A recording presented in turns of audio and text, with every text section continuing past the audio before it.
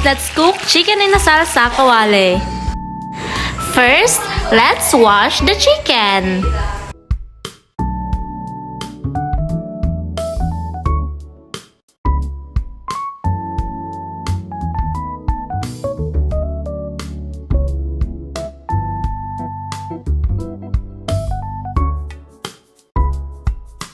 Second, let's cut this into 2 pieces.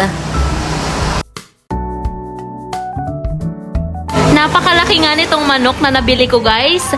Bale, ang presyo nito is 150 pesos lang, 3 hita na yon.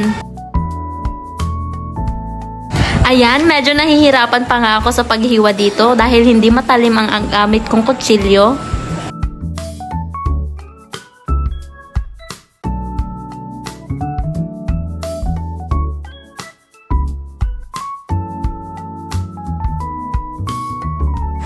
Pagkatapos kong ang hugasan ay hiniwa ko lang konti sa taas para manuot ang lasa sa manok.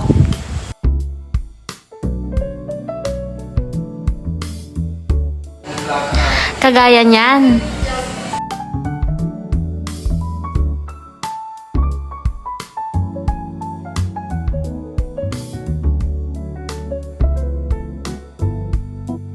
At ganong proseso ulit sa pangalawa at pangatlong manok.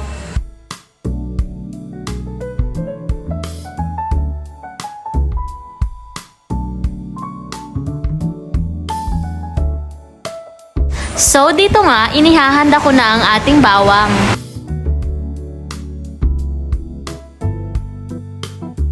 Syempre, hindi mawawala ang kalamansi.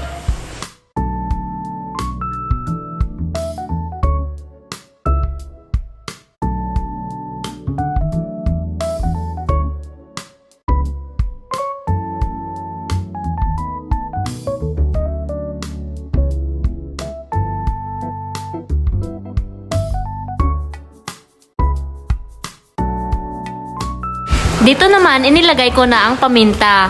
Kasunod ng paminta, nilagay ko ang oyster sauce.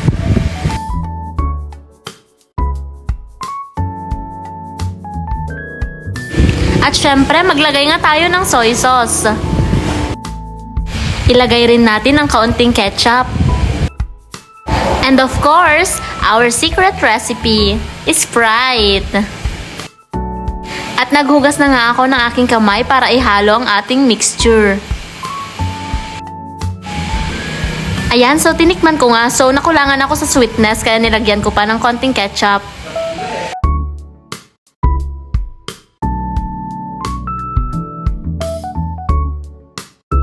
So bale, ito nga ang last ingredient natin. Maglagay tayo ng asukal for extra sweetness.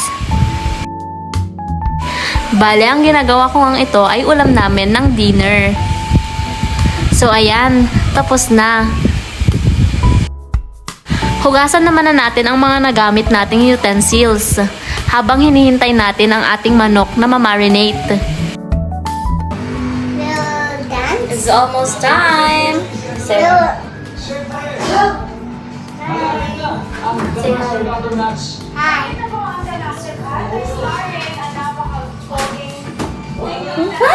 Oh my god.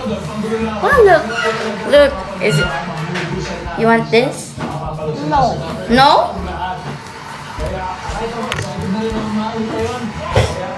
Don't touch it.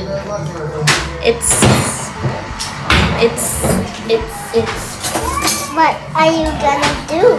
Going to cook inasal.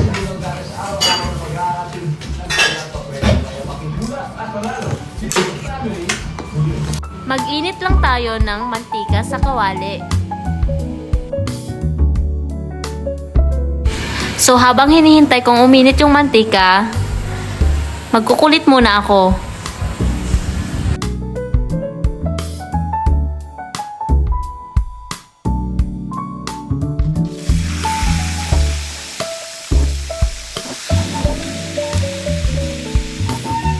So, bali dito, nilagay ko na nga isa-isa ang ating inasal.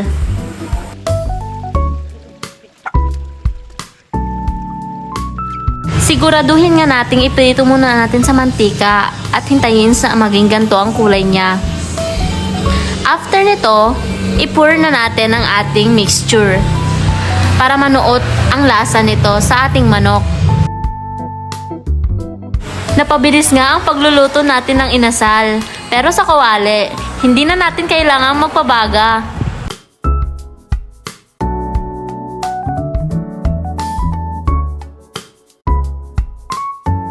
Ayan na nga siya pagkatapos ng ilang minuto.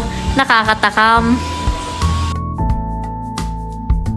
And finally, luto na nga ating chicken inasal sa kawali. Isa-isa ko na ngang hinango ang ating manok.